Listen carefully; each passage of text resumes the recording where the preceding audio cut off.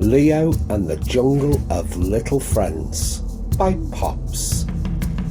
Once upon a time, in a quiet village at the end of the green forest, there lived a curious boy named Leo. Leo wasn't afraid of the dark, or thunderstorms, or even getting muddy.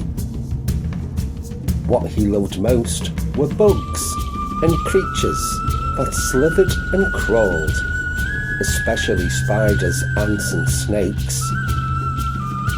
One evening, just as the sun began to yawn and dip below the hills, Leo wandered a bit further into the jungle than usual.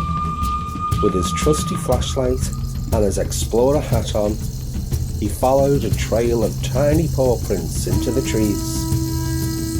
The jungle whispered around him, leaves rustled, branches creaked, and fireflies blinked like tiny stars. Suddenly, he heard a click, click, click by his feet.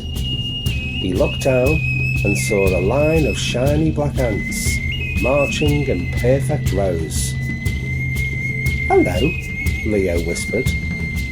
One ant stopped and looked up and said in a squeaky voice, "We're on a mission to carry mango crumbs back to the Queen. Want to help?" Leo knelt down and carefully carried a crumb the size of a marble to the Queen. He said, marching alongside the ants.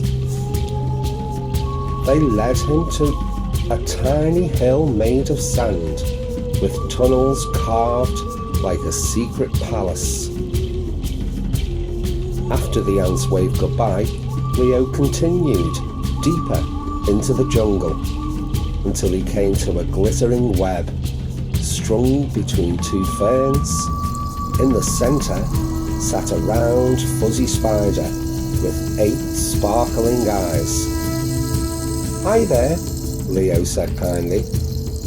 "Good evening," the spider replied.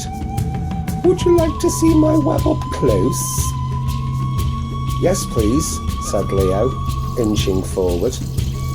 The spider showed him how the silk shimmered in the moonlight, and how she used her feet to play gentle music through the strands. "You're amazing," Leo whispered. Just then, there was a soft rustle in the grass. Something long and smooth slid by his boots. Leo didn't flinch. He smiled. A snake! Out slithered a green snake with diamond-shaped eyes. "I heard you like snakes," the snake hissed softly. "Wanna race to the river?" "I do," said Leo. The two of them zoomed and wiggled and zigzagged through the trees. Of course, the snake won, but just barely. They laughed together under the moonlight, and the snake even gave Leo a ride back to the jungle's edge. As Leo curled up under a wide leaf, the ants brought him a pillow of moss. The spider sang him a lullaby on her web, and the snake wrapped round him gently like a cozy scarf. "You're one of us now," the creatures whispered. "Sleep well, jungle friend." And with the stars above the jungle, creatures all around, Leo closed his eyes and dreamed of crawling, slithering, skittering adventures. The end. Good night, Leo.